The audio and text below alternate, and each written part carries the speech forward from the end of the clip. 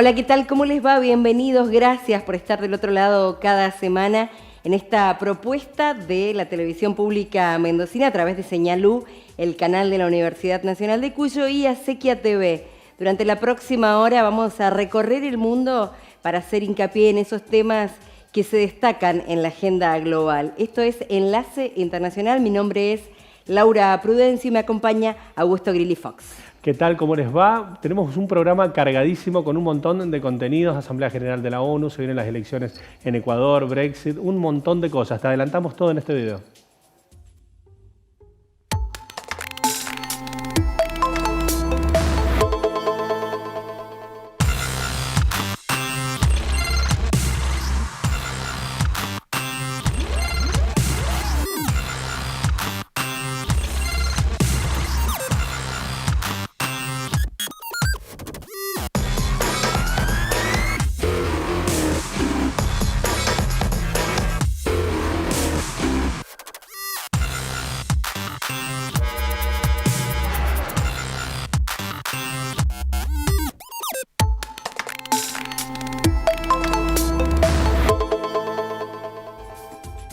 Continuamos con Enlace Internacional y como te había comentado en un principio, hay varios temas chiquitos que queremos hacer una referencia concreta, pero por ahí para nosotros no es sencillo, pero para esto tenemos una amiga de la casa que todas las semanas nos acompaña, es Ana Vanessa Cárdenas, politóloga internacionalista, que nos ayuda a entender estas cuestiones coyunturales de una forma bastante más práctica. ¿Cómo te va, Ana Vanessa? ¿Cómo estás? Hola, Ana Vanessa, bienvenida. ¿Qué tal? Muy bien, como siempre, con mucho gusto de compartir con ustedes. Muchas gracias. Vanessa, hacíamos referencia a la Asamblea General de la ONU que se ha desarrollado entre el 19 y el 26 de este mes y ha dejado varios títulos. ¿Qué conclusión te deja a vos esta Asamblea General? Pues mira, yo retomaría las palabras iniciales de Guterres, del secretario general, que creo que fueron pues un marco importante para iniciar, pero también que lo ocurrido durante la Asamblea General pues fortalece esta idea de que estamos ante un panorama mundial en el cual también podemos ver que el autoritarismo pareciera que está de moda, que está volviendo fuertemente y creo que dejó justamente ver eso, ver que hay una gran división, que los esfuerzos por el multilateralismo pues se ven débiles, incluso la ausencia de los miembros del Consejo de Seguridad, el poco interés que hubo en algún momento en escuchar a algunos dirigentes latinoamericanos, como fue el caso de Petro, incluso al mismo Gabriel Boric de Chile. Y bueno, pues por otro lado también empezó a verse ahí fraccionada alguna relación como la de Canadá con la India. Y que bueno, pues detonó ya en este incidente diplomático que tienen hoy por hoy después de la muerte de este líder separatista que ocurrió en los últimos meses. Así que bueno, pues me parece que hubo temas importantes en los cuales pues fueron muy sensibles para poder lograr llegar a un cierre conjunto como fue el de Ucrania, donde fueron bastante diplomáticos y eso pues también demuestra que la ONU le urge pues una reformulación, ¿no? Empezando por el Consejo de Seguridad para pues tener acciones coordinadas que tengan un poder ejecutivo mayor. Justamente sobre este tema que decías, la referencia de los jefes de Estado y los presidentes presentes, hubo una gran cantidad. Ahí la crítica estuvo dada de las pocas mujeres representantes de los estados que estuvieron, incluso menos que en la última reunión, una veintena solamente, pero se empezó a hablar justamente de un nuevo orden mundial del sur global. ¿Vos ves esta perspectiva?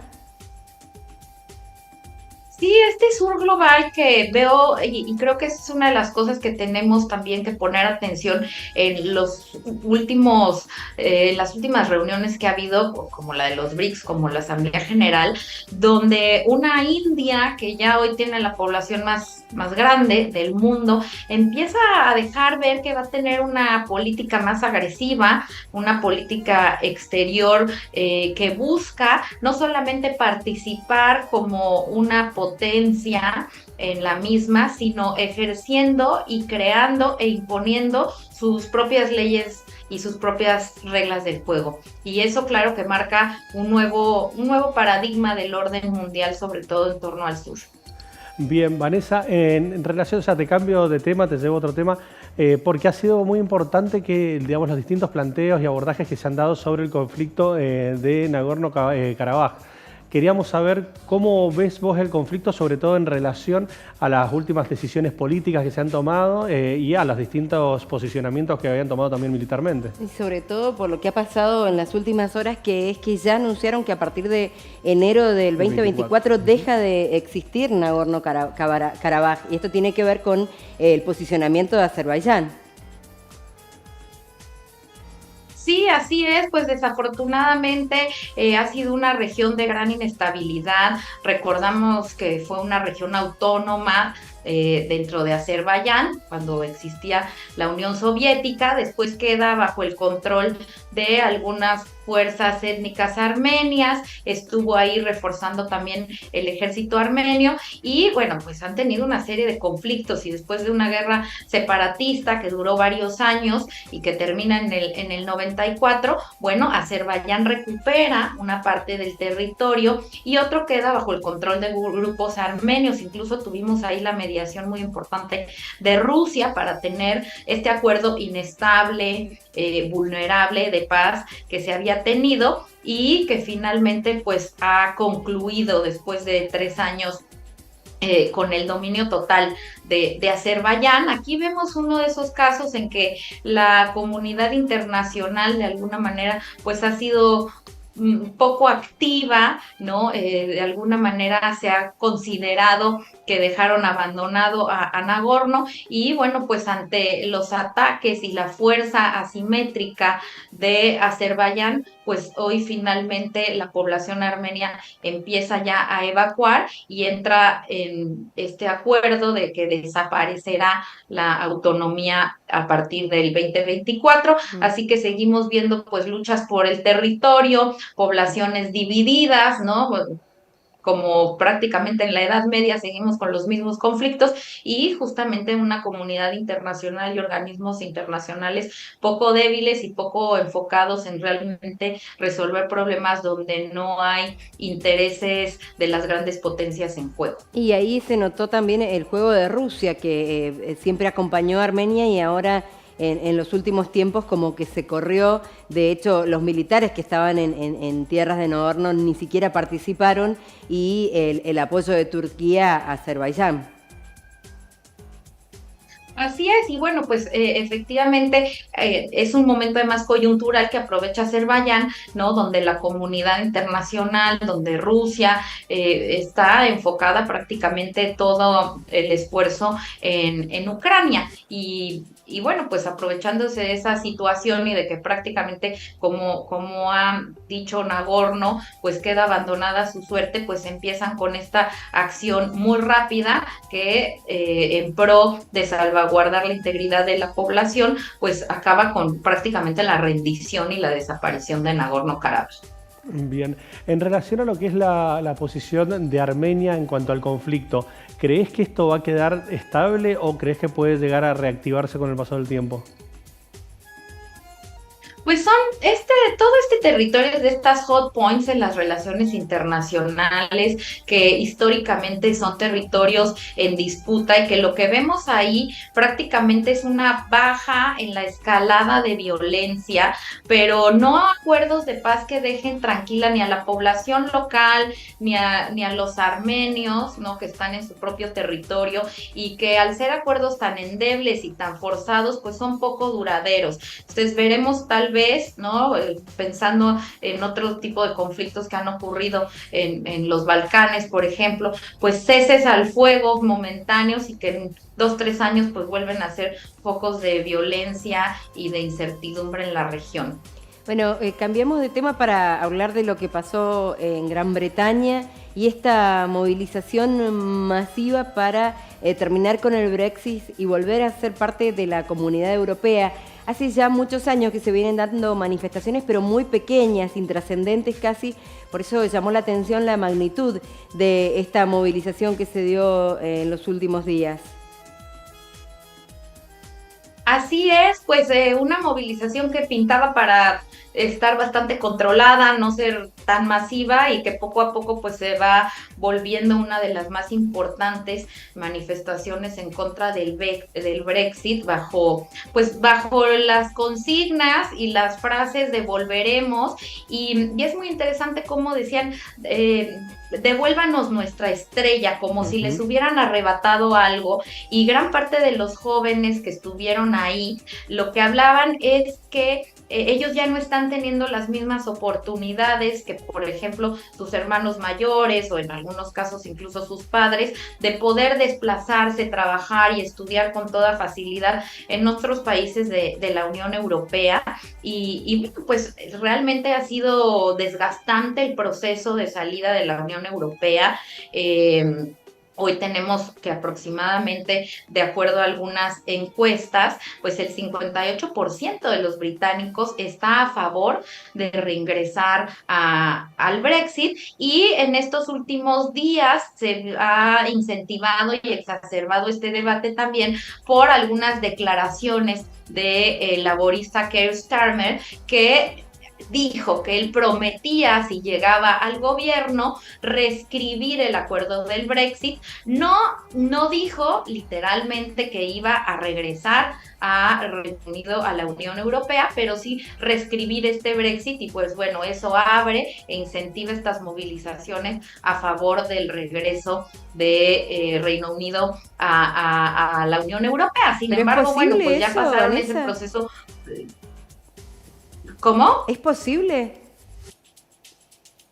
No, me parece que justo iba a eso. Ha sido tan doloroso, tan difícil, tanto el proceso para la Unión Europea como para los mismos ingleses, que pues no es una cuestión de ya me fui, ahora regreso. Sí. Y creo que la Unión Europea también le pondría bastante lineamientos y pondría bastante complejo este regreso, pues porque sirve de ejemplo para otros. Ya teníamos por ahí a Polonia también, que en algún momento pues manifestó este interés también del Polexit, ¿no? De salirse. Así que pues creo que sería difícil, sería un proceso que igual les costaría y que en el corto plazo no veo probable. Bueno, de hecho, ahí en lo que vemos en las manifestaciones no están identificadas políticamente y no hubo una participación de actores políticos que pudiesen hacerse, digamos, tomar como bandera este reclamo. ¿Se puede entender, Vanessa, que la clase política, el sector político, trata de hacer vista gorda en el sentido de replantearse la discusión de una vuelta al Brexit?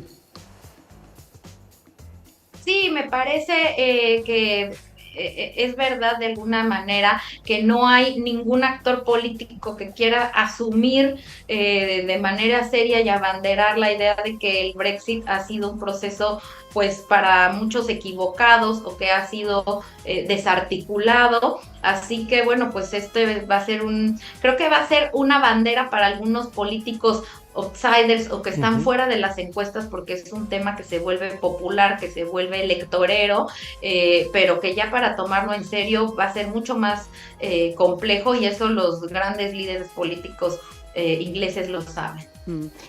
Por último, te preguntamos por Ecuador. Comenzó ya la cuenta regresiva, están en campaña, mañana va a ser el primer debate de los dos candidatos de la segunda vuelta. ¿Cuáles son las expectativas? ¿Qué es lo que está pasando? Se sabe, según las encuestas, que Noboa, el outsider de la política que ingresó después del primer debate y pudo llegar así a esta segunda vuelta, es quien tiene un mayor porcentaje de probabilidad de votos. Así es, pues unas elecciones muy esperadas, con mucha participación, tanto al interior del Ecuador como de la expectativa internacional, por razones pues muy desafortunadas, como fue esta cadena de violencia que incluso llega a terminar con la vida del candidato Villavicencio, y que han dado pues muchas vueltas estas encuestas, las expectativas, ¿no? Que pues incidentes tan fuertes y tan dramáticos como estos, desde luego que los mueven. Y bueno, estas imágenes que corrieron de la primera vuelta de los candidatos asistiendo pues como si fueran una guerra, ¿no? Con chalecos antibalas, etcétera. Entonces, bueno, pues es una segunda vuelta que llama mucho la atención, a pesar de que la candidata correísta, Luisa González, gana esta primera vuelta. Bueno, pues hoy por hoy las encuestas demuestran que con el 55% se estaría poniendo por encima de ella, este empresario de una corriente conservadora, Álvaro Noboa, muy joven, 35 años, la edad en que es electo también el presidente Boric, que es el presidente electo más joven. Y que bueno, pues va a tener que tener una propuesta muy sólida, la ha ido tratando de construir, sobre todo en torno a temas de seguridad, como el reforzamiento o la modificación del sistema judicial, del sistema de cárceles y el combate al crimen organizado, junto con propuestas que ya lo abanderaban, como eran las reformas tributarias y incentivos también de tipo hacendario o tributario en Ecuador. Entonces, bueno, pues parece que él hasta ahora, ya sabemos que las encuestas nos dan muchas sorpresas, pero ya en esta segunda vuelta se coloca como ganador, y recordar que además va a ser un periodo corto, solamente va a terminar el mandato al 2025, porque estas son unas elecciones adelantadas luego de que el presidente Guillermo Lasso pues recurriera a la muerte cruzada luego de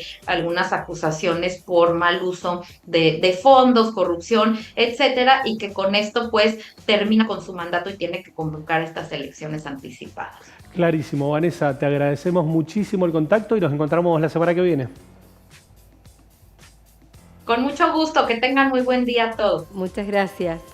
Con nosotros Ana Vanessa Cárdenas, bueno, un repaso importante, ¿no? Exacto, de los temas principales que queríamos analizar con ella para que pudiésemos interpretar entre todos. Bueno, no te vayas, porque en el próximo bloque vamos a hablar de un tema sumamente interesante en este momento que tiene que ver con los migrantes.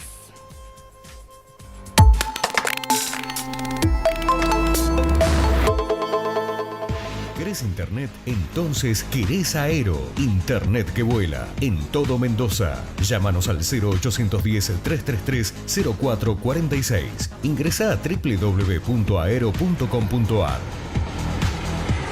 Aero. Internet que vuela.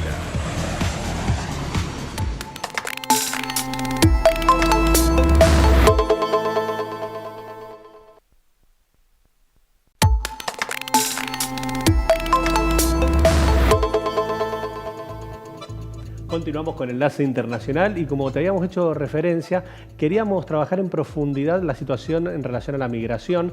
Ha sido bastante lo que ha retumbado las palabras del Papa Francisco en Francia, la situación que se vive en Lampedusa y también ni hablar de lo que se vive en Centroamérica con destino de Estados Unidos. Es un drama que afecta al mundo, distintas corrientes migratorias, bien lo mencionabas, en Europa quienes intentan ingresar desde África a través de la isla italiana, y también lo que sucede aquí, sobre todo con habitantes de los países de América Central que intentan llegar a Estados Unidos pasando por Darién, este lugar tan peligroso. Pero queremos hablar en profundidad de este tema, por eso estamos con Jessica Villegas, que es coordinadora de movilidad humana de SUMEC. ¿Cómo estás? Bienvenida. Hola a todos, a todas, gracias por la invitación. Bueno, decíamos, es realmente una situación dramática que sobre todo este año y en los últimos meses hemos visto lo que está ocurriendo en Lampedusa y también en límite entre Panamá, entre Guatemala, entre México, en esa idea de los habitantes de llegar a los Estados Unidos. Es un drama realmente. En realidad, por lo menos desde SUMEC, desde el área de movilidad humana, tratamos de entender y comprender a los procesos migratorios como un derecho humano. Entonces hay que repensar cuáles son las modalidades, las políticas sociales que implementan cada gobierno para que esa migración, ese proceso migratorio sea ordenado, seguro. Siempre, generalmente, cuando se habla de migración, lo primero que se habla es de cifras, y para que puedan tener en cuenta quienes nos están viendo, alrededor de 281 millones de personas se desplazaron alrededor del año 2020-2021, es decir, que hay un 3,6% de migrantes internacionales, lo cual es muchísimo. Y si tomamos un poco lo que respecta al fenómeno que se da en Estados Unidos, que creo que es un fenómeno que todos y todas sabemos o estamos un poco informados, lamentablemente Estados Unidos no aborda la política migratoria dentro de sus políticas más integrales ni abiertas, tampoco es parte del Pacto Internacional sobre una migración regular, segura y ordenada. Entonces eso también después, a la hora de movilizarse, de desplazarse, estas comunidades trae unas consecuencias como la que vos bien planteás. Sí. Es interesante lo que decís de las políticas a nivel gobierno, porque lo que ocurre, acabamos de nosotros repasar en este programa los encuentros que se han dado, por ejemplo, en la ONU, donde se habló de muchos temas, pero no se habló, ninguno de los mandatarios habló de la situación de los migrantes de Europa o los que están en situaciones dramáticas, como decíamos también aquí en Latinoamérica. Hay una falta en general de los gobiernos de ahondar en este tema. Yo creo que es un tema muy candente. Por ejemplo, este pacto que recién les comentaba es un pacto no vinculante, es decir, que los gobiernos lo pueden firmar o no firmar. En este caso, Estados Unidos no lo ha firmado. Y al no ser vinculante tampoco están obligados a tener que aplicarlo. Exactamente, no están obligados a tomar en cuenta todos el propósito, los objetivos que tiene este pacto. Entonces, por ejemplo, este pacto, uno de los objetivos es coordinar con los distintos estados, con los gobiernos, para generar un procedimiento, un proceso de movilidad humana lo más seguro, ordenado, trabajar en el tráfico de personas, en el trata de personas. Y el ejemplo, volvemos a lo mismo, es lo que está pasando en la frontera de México y Estados Unidos. Entonces, lamentablemente, no es lamentablemente, la migración ha existido y va a seguir existiendo por lo largo de los años, es un fenómeno mundial que lleva años y décadas, que atraviesa generaciones. Somos nietos, hijos, hijas de migrantes. Entonces es momento que los estados se sienten, que coordinen, que generen políticas integrales, pero como bien digo, a nivel internacional, justamente los países que acobijan o reciben mayor cantidad de migración no lo hacen, y el ejemplo más es Estados Unidos. Te hago una consulta, hacías referencia recién a la lógica de los desplazados, sí, que por ahí me parece un punto muy importante en el sentido de que un desplazado es aquella persona que no necesariamente se tiene que ir, se va de su país, sino que por distintas circunstancias, sean bélicas, económicas, ambientales, climatológicas, se desplaza de un lugar a otro. Y Colombia ha tenido una experiencia muy particular en los últimos 20, 30 años en relación a lo que es la paz interna. Sí. ¿Es compleja la situación a nivel latinoamericano integralmente en los desplazados? Está bueno lo que me planteas en relación a al desplazamiento, a migración, porque ahí también hay una gran dicotomía. Por ejemplo, según la OIM, que es la Organización Internacional de Migraciones, establece que es un migrante, establece que es una persona desplazada, que es un solicitante de refugio. Y, por ejemplo, dentro de los desplazados, o las personas que solicitan refugio, son aquellas que se ven obligadas a desplazarse por cuestiones religiosas, de violencia, en el caso, por ejemplo, de Colombia. Acá, en lo que respecta a América Latina y demás, no se da en gravedad, digamos, eso. Acá las cuestiones son más en relación a lo económico, a lo cultural, a la búsqueda de remesas, que es decir, la entrega de una familia viene a trabajar acá y le hace la entrega de dinero a la familia que está en su país de origen. Eso también depende de cada territorio, no es lo mismo en México, en Estados Unidos, no es lo mismo en Colombia, y tampoco es lo mismo acá en Argentina. Inclusive Argentina tiene una ley, que es la 25.871, que es la ley de migraciones, y está en avanzada en relación a otras leyes internacionales. Hay una situación especial que se da entre quienes van desde Centroamérica a Estados Unidos, buscando, bueno, como bien vos decías, quizás un futuro mejor, no huyendo de algo específicamente como se da en Europa y en África.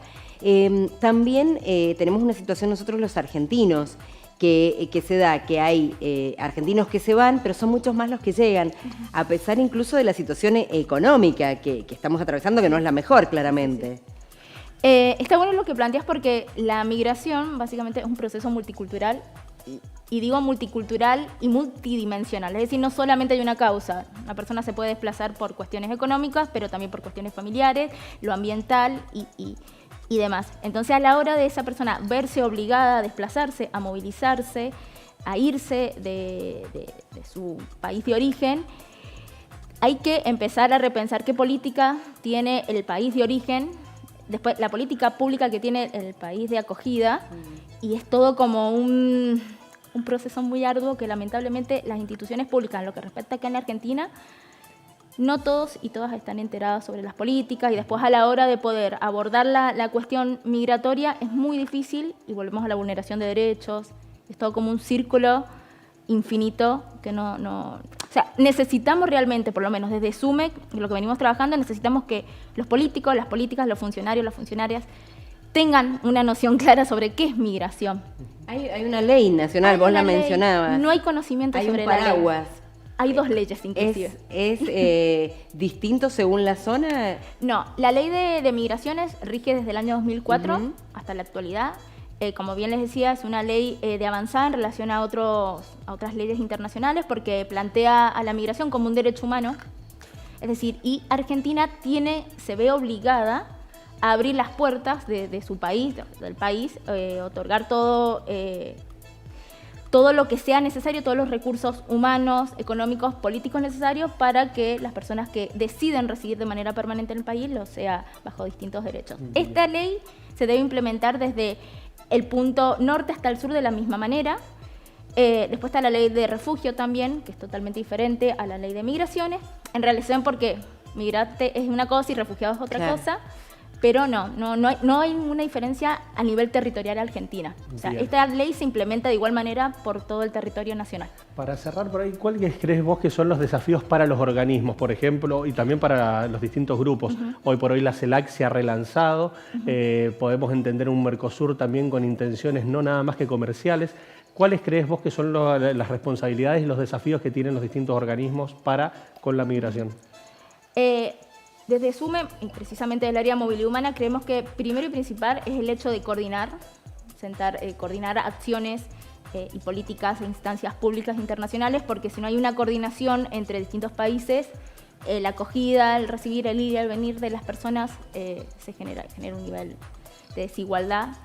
El hecho de generar también, por lo menos acá, y voy a hablar de la experiencia mendocina, los funcionarios y las funcionarias no tienen noción sobre la ley de migratoria, no saben que hay una ley, no saben que las personas pueden acceder a las mismas políticas que los argentinos y las argentinas. Las representaciones sociales, aunque no crean, los discursos que se siguen reproduciendo, también después eso se trasluce, se traspasa a las decisiones políticas.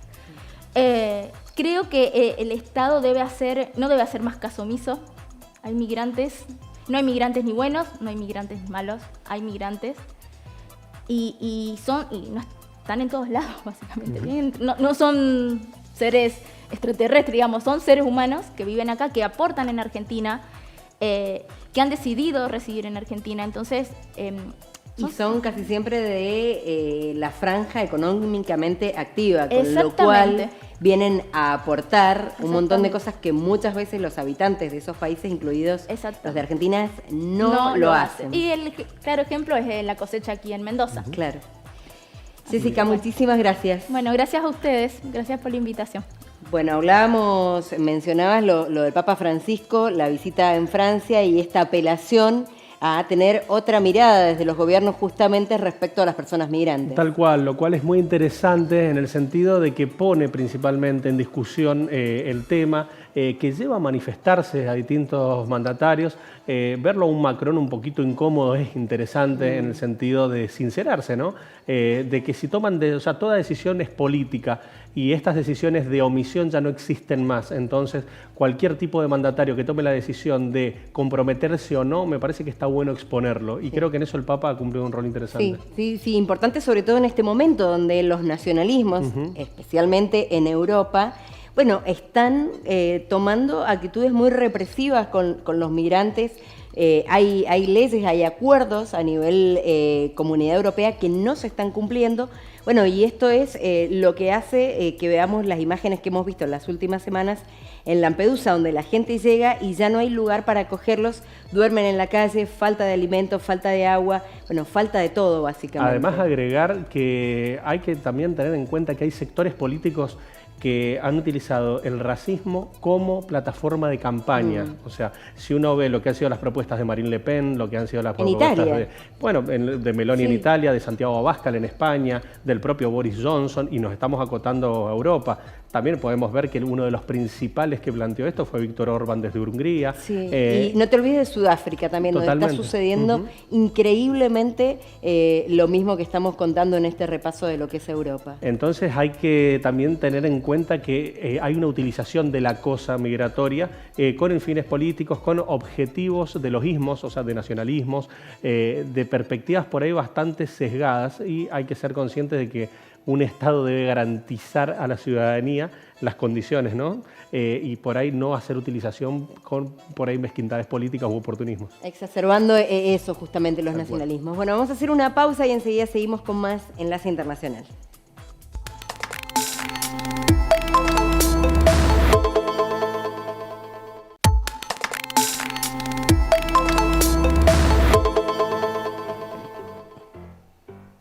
Último bloque en Enlace Internacional. Vamos a viajar a Europa, a España. Precisamente es otro de los lugares que es noticia por estos días y tiene que ver con el proceso eleccionario donde no logra, en este caso Alberto Núñez Feijóo, los votos necesarios para convertirse en el próximo presidente. Exactamente, de hecho le faltaron 4 escaños para poder formar gobierno. Mañana tiene la posibilidad de tratar de formar gobierno nuevamente, se lo ve muy difícil. Hay ahí ya un Núñez Feijóo bastante enojado y crítico a un Pedro Sánchez que tiene chances concretas de poder formar gobierno. Pero te lo contamos todo en este informe.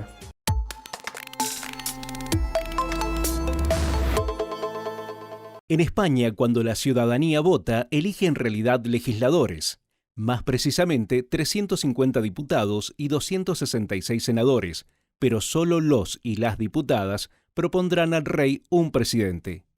El rey hace una o varias consultas con los líderes de los partidos con más fuerza y finalmente designa presidente.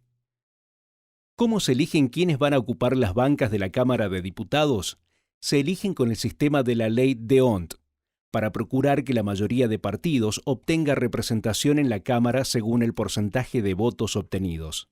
La incertidumbre en España sobre la conformación de un gobierno que represente al conjunto de la sociedad tiene un solo origen en el sistema d'Hondt. En términos generales, hay 2 formas de elegir representantes de una población. Primero, un sistema mayoritario directo, es decir, aquel candidato que tenga la mayoría de los votos y con una ventaja apreciable sobre sus opositores, obtiene el triunfo y gobierna el país. Este sistema tiene algunas ventajas y desventajas. Es simple de ejercer y rápidamente se obtienen resultados electorales. Al ser un sistema simple, se pueden tomar decisiones rápidamente contribuyendo a la gobernabilidad. Las desventajas: tiende al bipartidismo y además las autoridades elegidas en una elección legislativa no representan fielmente a la sociedad. Otro sistema para elegir autoridades muy usado es el llamado sistema d'Hondt. En resumen, es un sistema que procura la representación fiel de la sociedad en una asamblea, un sistema proporcional. ¿Cómo funciona? A diferencia del sistema mayoritario, el sistema d'Hondt de España asigna 2 escaños o bancas en el Parlamento a cada distrito o provincia, sin importar la cantidad de habitantes. Un partido tiene que obtener la mayoría para ganar una banca y el segundo obtiene la otra. El resto de las 248 bancas en la Asamblea se reparten según la proporción adecuada a la cantidad de votos que obtuvo cada partido. Y si la cantidad de votos no le alcanzan a un partido para completar la proporción que necesita para una banca, tiene que negociar con el resto de las agrupaciones esa proporción de votos que necesita. Ventajas: representación fiel de la población en una asamblea, favorece la pluralidad de partidos y favorece a los partidos más pequeños, porque los pocos votos obtenidos en una elección después son muy preciados por quienes quieren obtener la mayoría. Con obtener el 3% de los votos en una provincia con escasa población, puede llegar a ganar 3 escaños. En cambio, un partido puede obtener la mayoría de votos en una gran ciudad y obtener proporcionalmente menos escaños. Pero tiene varias desventajas. Entre ellas, es un sistema complejo y las proporciones no reflejan a la cantidad de habitantes de un distrito. En resumen, ¿qué puede pasar con el sistema d'Hondt? Que un partido gane las elecciones pero no obtenga la mayoría, que un partido pierda las elecciones pero obtenga la mayoría de escaños o, el peor de los casos, que un partido minoritario pierda las elecciones por mucho margen pero las fuerzas políticas con más fuerza, al querer anularse entre sí, terminen dándole más bancas al partido que obtuvo menos votos. El caso español. El Partido Popular obtuvo 136 diputados con el 32,77% de los votos y el Partido Socialista Obrero Español, PSOE, conquistó 122 escaños, con el 31,86%.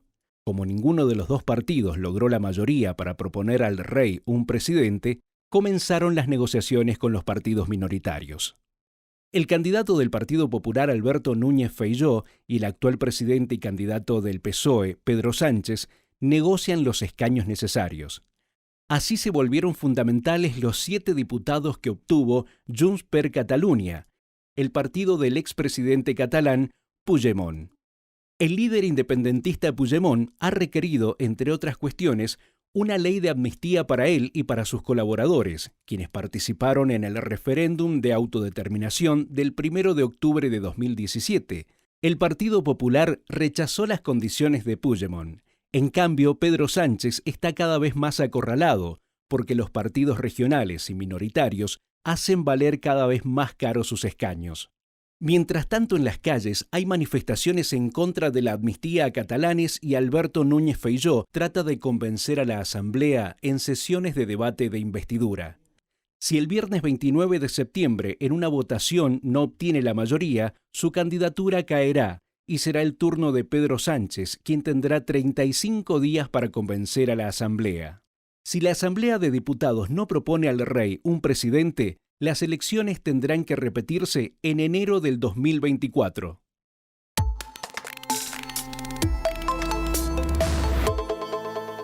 Es difícil todavía la definición, ¿eh? Está muy abierto. Bueno, veíamos en el informe, Pedro Sánchez la tiene difícil también porque si logra ese apoyo tiene condiciones. No es sencillo, si bien hoy por hoy se entiende que tiene más chances Pedro Sánchez en el sentido de que es prácticamente imposible que por minoría pueda llegar a formar gobierno del Partido Popular. Se entiende que puede llegar a haber un acuerdo, el cual va a ser muy fustigado por la oposición. De hecho, en Madrid hubo manifestaciones muy... 40.000 personas. Exacto, sí, con una participación muy elevada. Muy importante. Y va a buscar el Partido Popular generarle un costo político por esta utilización del recurso de la amnistía, que recordamos que la amnistía lo que busca justamente, el objeto final, es la paz social, que por ese lado habría que ver si Pedro Sánchez puede justificar esa argumentación para también formar mayoría en su gobierno, ¿no? Sí, los separatistas, bueno, lo que pretenden es eso, la amnistía y ese proceso judicial quede en nada como la forma en que lleguen a apoyar con los votos en el Congreso a la figura de Pedro Sánchez. Así que seguramente no, por lo menos lo que se sabe hasta ahora es que no se va a definir. No va a haber formación de gobierno por el Partido Popular. Hay que ver qué pasa si Pedro Sánchez puede llegar a formar gobierno. Sí. Si no llega a poder formar gobierno, van a haber elecciones nuevamente antes de las fiestas de fin de año.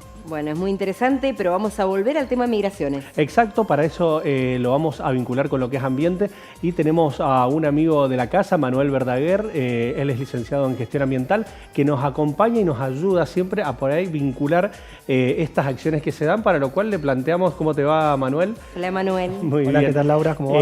Para introducirnos te quería preguntar cuál es la vinculación que tiene justamente la migración con el ambiente. Bien, la podemos trabajar principalmente sobre el cambio climático, debido a que el cambio climático está azotando a muchísimos sectores, no únicamente en catástrofes, sino que paulatinamente en el caso de África se ha dado que ha empezado a generar sequías y temperaturas extremas, de lo cual un montón de personas, de citadinas, han decidido viajar y migrar, por ejemplo, a la isla de Lampedusa, en la cual han generado un desborde, porque esa isla está habitada por 7.000 personas y en las últimas 2 semanas han llegado 18.000 personas.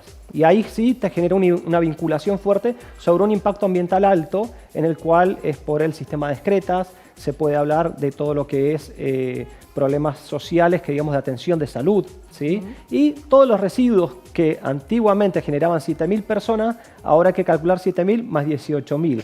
Entonces el volumen de tratamiento de todos esos residuos también genera un plan de contingencia que deben actuar y deben planificar cuántas más personas van a llegar. porque únicamente no hay que pensar en los migrantes por el cambio climático, sino que también por las situaciones de guerra, como vienen ocurriendo en estos últimos años y estos últimos tiempos con las guerras que están sucediendo. Ahí se está viendo en imágenes, que es lo que les comentaba, que cuando una persona llega a territorio firme, a otra nación, llega exhausto, llega con una necesidad de atención de salud en forma inmediata, lo cual requiere un gasto económico desde la nación que están invadiendo, en forma ilegal, que digamos, y generan un costo altísimo, de lo cual tiene que generar la misma ciudadanía todo un orden en ese lugar. Hay imágenes en el caso de Reino Unido, que se puede ver que han hecho una tipo barcaza gigante para colocarlos al migrante en momentos que llega, ahí lo estamos viendo. Lo que hacen es una transición y ver si se le da asilo o no. Pero fue un caso muy cuestionado. Primero, una inversión altísima por el Reino Unido, y segundo, el tratamiento de excretas de toda esa cárcel, que digamos, todo lo que es la parte de alimentos.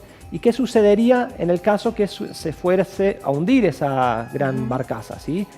Pero ahora, ¿no es de alguna manera esa posición sumar a esto que hablamos más temprano de los nacionalismos? Porque la verdad que migrantes, bueno, lo hemos visto en nuestro país, nuestros abuelos, el movimiento migrante es permanente, pero ahora hay una cuota de ver lo negativo que generan los migrantes como algo que exacerba de alguna manera dentro de estas naciones que le pueden dar acogida, para que tengan políticas más restrictivas, para que tengan una actitud respecto a estos ciudadanos que no es de ayuda, sino incluso piensan en encarcelarlos más días, porque en realidad termina siendo eso, una cárcel. Se quiere pasar de un máximo de 100 y pico de días a casi 6 meses encerrados. Sí, lo que hay que tener en cuenta es que todo ser humano está expuesto en el mundo.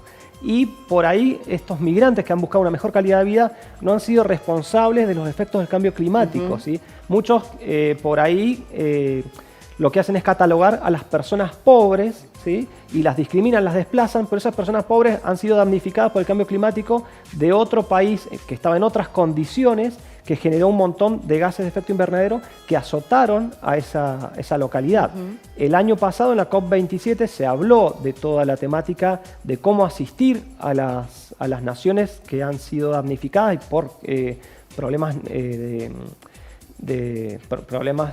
por naturales, de sobrepaso de lluvias, un montón de afectaciones del cambio climático, pero la ayuda todavía no ha llegado. Se invitó al Fondo Monetario, se invitó al BID, pero lo que sí es que estas personas necesitan urgentemente ayuda y no la tienen. En el caso de hecho, nosotros mencionamos más temprano este acuerdo que llegó a la Comunidad Europea, donde incluso los países que no cumplan con la ayuda tienen una multa. Hay países que tienen una gran multa acumulada porque ellos mismos han firmado y no le prestan colaboración a las personas migrantes. Tal cual. Esos son los graves problemas que hay de ponerse de acuerdo con las partes o generar bloqueos de frontera para que no ingresen. Bueno, también tener en cuenta por ahí esta perspectiva que se ha planteado dentro de la comunicación de la Comunidad Europea en relación a las normas ISO y el compromiso ambiental para que es apostar a estos desarrollos. Podemos ver también lo que ha sido lo que va a ser el acuerdo Comunidad Europea Mercosur, y justamente ver esos planteos de compromiso ambiental a la hora de generar las producciones, y en base a eso ver también cuál va a ser la forma en la que van a tener en cuenta los sectores migratorios para que estos impactos no sean tan fuertes. Tal cual. A ver, así como el cambio climático va trabajando a un ritmo bastante elevado, las naciones tienen que ir pensando en cómo van a resolver la acogida de todos estos migrantes, ver qué posición van a tomar dentro de su economía, qué distribución de trabajo van a generar, porque si no van a tener problemas como en Irlanda, que tienen mucha agresión social entre los citadinos y los inmigrantes. Bien, Manuel, te agradecemos muchísimo tu aporte, te vamos a estar molestando en breve, bueno, y la verdad que qué interesante por ahí unir estas temáticas que son tan importantes y poder de una forma sencilla interpretarlas. Bien, gracias. Muchas gracias, Manuel. De nada. Estábamos con Manuel Verdaguer, él es licenciado en gestión ambiental, pudiendo analizar un poquito lo que representa la migración desde una perspectiva ambiental. Ha sido todo por esta semana. Nos encontramos la semana que viene en lo que es Enlace Internacional. A vos que nos estás mirando desde Canal Sama de San Juan, desde Señalú, desde Acequia TV y desde Construir TV Argentina. Los esperamos. Muchas gracias por estar ahí.